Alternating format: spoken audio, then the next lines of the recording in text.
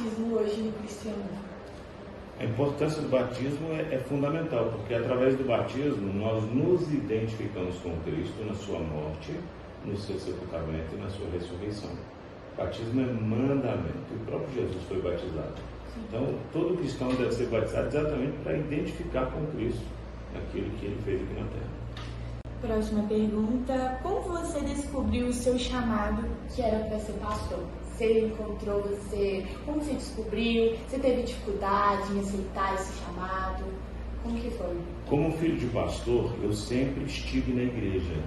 Então, eu já exerci todas as funções da igreja. E a última coisa que eu queria ser na vida era pastor. Porque quem é filho de pastor conhece as glórias do ministério e os espinhos do ministério. E eu como filho de pastor, ficava muito chateado quando, às vezes, alguma pessoa que meu pai ajudou muito saía falando mal dele. Eu falava, eu não quero isso não é para mim. Mas eu já sentia, e Deus já falava em meu coração, que tinha um chamado. E, apesar de sempre servir a Deus na igreja, as pessoas me chamavam de pastor. Eu só assumi o ministério pastoral com 29 anos. Exatamente porque não tinha mais como fugir daquilo. Hoje você se encontra com quantos anos? Desculpa a pergunta. 56 anos. Tem uma jornada. 25 anos, vai fazer 26 anos que nós estamos na mesma igreja. Na verdade, quando eu comecei, uma das coisas que eu pedi a Deus foi: eu quero começar um trabalho do nada e quero dar a minha vida naquele lugar. Então, a gente está aqui no Barreiro já há 25 anos, vai fazer 26 anos, no mesmo local. Muito tempo, tem 10 anos que eu estou nessa igreja, então tenho uma história de 10 anos já junto com que você já conhece? Eu já conheço. Qual parte da sua profissão como líder você achou mais difícil e mais gratificante? Bem, nós não consideramos o Ministério Pastoral como profissão, tá? É vocação.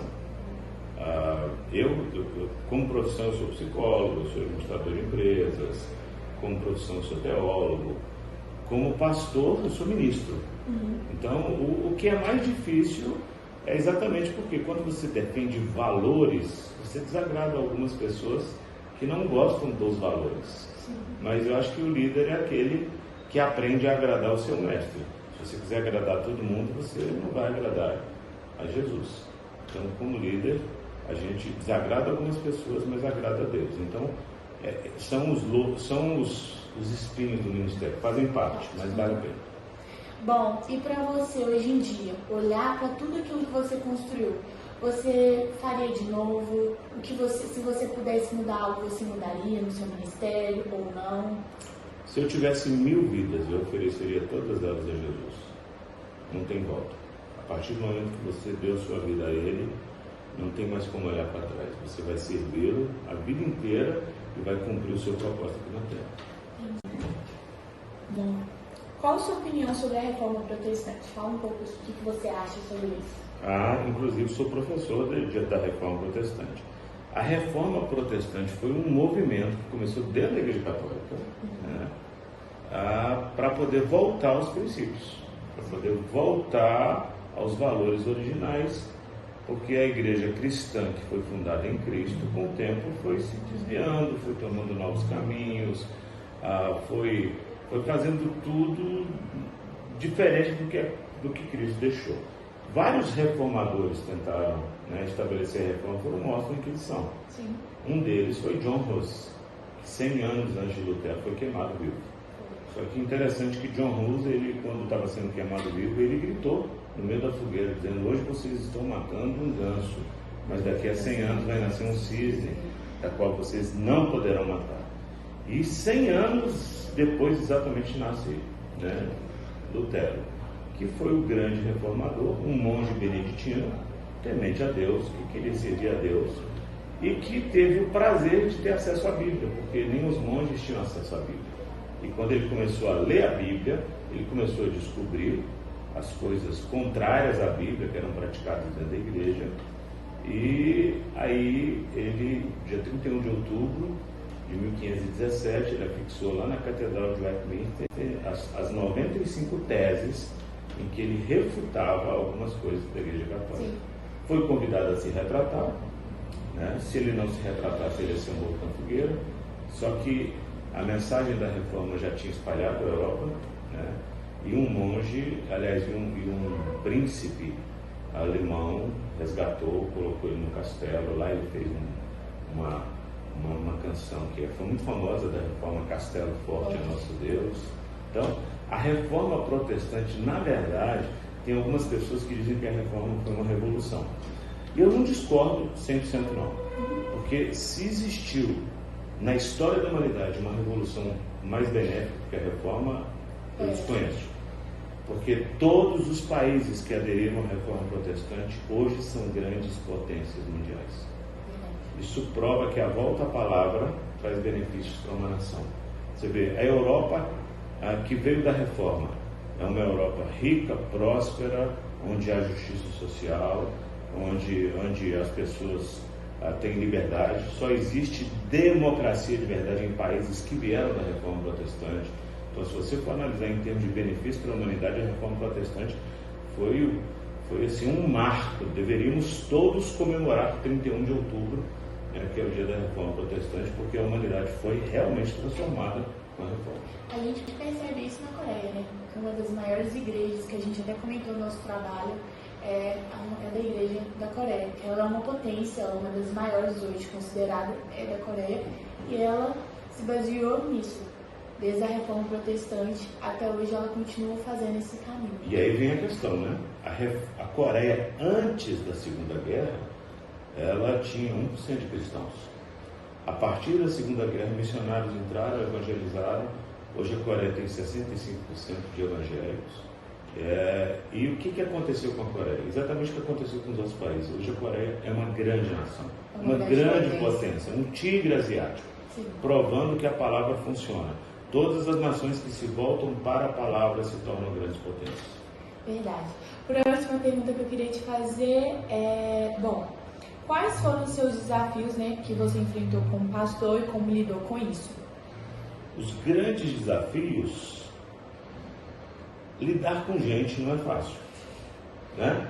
E um pastor lida com gente, então nunca foi fácil.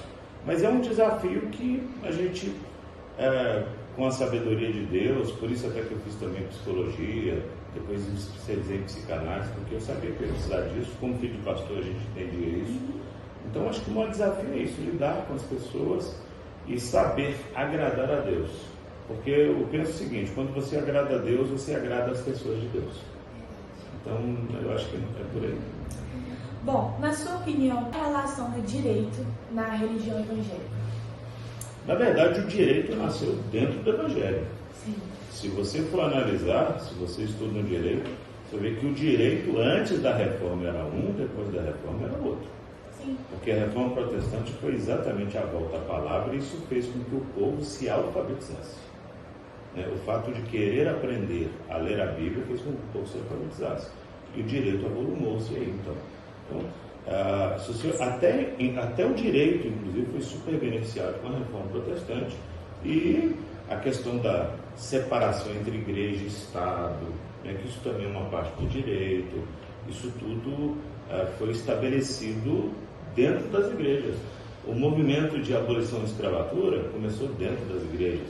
Então você vai ver como a igreja é importante, principalmente as igrejas que vieram da reforma, para todos os benefícios que você vê hoje na história da humanidade. A gente percebe nisso quando a gente estudou na história do direito, a gente vê que as leis dos 10 mandamentos é algo primordial que hoje tem na nossa Constituição, que é não matar, não furtar. São leis que hoje tem na nossa Constituição, e um dos maiores juristas, Norberto Bobbio, ele fala sobre isso, né? Que se você não lê a Bíblia, você não segue a Bíblia, como que você vai ler a Constituição e seguir as leis que existem na Constituição? Bom, pastor, a gente ouve muito que no direito o Estado é laico. Qual a sua opinião e qual a diferença na sua visão sobre isso? A primeira coisa, a gente tem que saber diferenciar entre Estado laico e Estado laicista. O Estado não é ateu. Primeiro ponto. Estado laico significa que ele respeita toda a fé. Ele respeita toda a religião. Inclusive respeita qualquer político, ou qualquer advogado, ou qualquer juiz que professa uma fé. Sim. Porque hoje em dia as pessoas não sabem separar. Eles acham que Estado laico o Estado é ateu. Ele tem que arrancar a religião dos meios públicos e do coração das pessoas. Está totalmente errado. Então, o Estado laico é o Estado que respeita a fé. Todas as nações ocidentais têm as suas constituições baseadas na palavra de Deus. Hoje em dia querem mudar tudo isso, né? Sim. Se você vê a nova ordem mundial, o movimento liderado pela ONU, eles querem exatamente desconstruir a civilização judaico-cristã, que é a base de tudo que nós temos hoje. Todo o progresso, todo o avanço, toda a liberdade começou lá atrás. Então, o que nós temos visto é um trabalho árduo de pessoas que odeiam Deus de tentar tirar da Constituição valores que sempre estiveram. A sociedade ocidental, você pode ver que todas as grandes nações, há 50 anos atrás, há 60 anos atrás, tinham as suas constituições baseadas na palavra de Deus. Sim. E para a gente finalizar, chave de ouro, nós ouvimos muito, né, sobre Deus é amor e justiça. Na sua opinião, onde se enquadra a justiça no cristianismo? Tem tudo a ver, porque os atributos de Deus são ligados, interligados, tá? Porque tem muita gente que quer viver na prática do pecado e ele diz assim, Deus é amor, ele me aceita do jeito que eu sou. Ele só se esquece de uma coisa, Deus é amor, Deus é santo, Deus é justo, Deus é bom. Só para você ter uma ideia que a justiça de Deus ela é tão forte que Deus estabeleceu que o salário do pecado é a morte. Sim. E para cumprir a justiça dele, ele teve que mandar o filho dele para morrer. Olha como a justiça de Deus anda junto com o amor. Porque Deus amou o mundo de tal maneira. Esse é o versículo central da Bíblia, João 3,16. E que o amor dele foi tão grande que ele teve que enviar seu filho para morrer, porque ele estabeleceu na justiça que o salário do pecado era a morte. Alguém tinha que morrer para poder pagar pelos pecados. E não podia ser alguém qualquer, tinha que ser uma pessoa pura, que não tivesse pecado. Então a justiça anda junto com o amor. Deus é justo, Deus é santo, Deus é amor. Então, se na natureza existem leis naturais, na área moral também existem lá, a nossa fé não pode ser suprimida, tem que ser respeitada. Entendi. E é isso, a gente fica com isso. Espero que vocês entendam a nossa opinião, porque a gente tem que respeitar todas as religiões e principalmente a opinião. E é isso.